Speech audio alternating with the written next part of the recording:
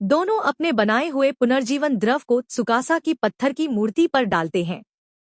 कुछ ही देर में पत्थर टूटने लगता है और त्सुकासा फिर से जीवित हो जाता है। जागते ही त्सुकासा बिना समय गंवाए अपनी ताकत का प्रदर्शन करता है। उसी समय एक भूखा शेर फिर उन पर हमला करने आता है। त्सुकासा निहत्थे ही उस शेर से भिड़ जाता है और केवल एक जबरदस्त मुक्के से उसे मार गिराता है। ताइजू और सेनको उसकी ताकत देखकर दंग रह जाते हैं। अब तीनों मिलकर जंगल में रहने लगते हैं। त्सुकासा शिकार करता है, ताइजू खाने का इंतजाम करता है और सेनको विज्ञान की मदद से नई चीजें बनाता रहता है। कुछ समय तक सब कुछ ठीक चलता है, लेकिन धीरे धीरे त्सुकासा अपने असली विचार बताने लगता है। वह कहता है कि पुरानी दुनिया भ्रष्ट थी।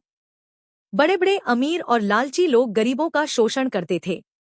इसलिए उसका मानना है कि उन बड़े लोगों को दोबारा जीवित नहीं किया जाना चाहिए।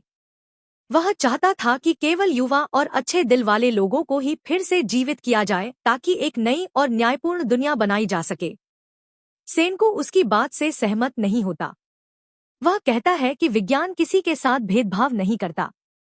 हर इंसान को जीने का समान अधिकार है और सभी को वापस जीवित किया जाना चाहिए। दोनों के विचार पूरी तरह अलग थे। त्सुकासा ताकत के दम पर नई दुनिया बनाना चाहता था, जबकि सेनको विज्ञान और ज्ञान की मदद से पूरी मानव सभ्यता को फिर से खड़ा करना चाहता था। इसके बाद त्सुकासा अपने विचारों को साबित करने के लिए एक पत्थर बनी वयस्क इंसान की मूर्ति को जोर से तोड़ देता है।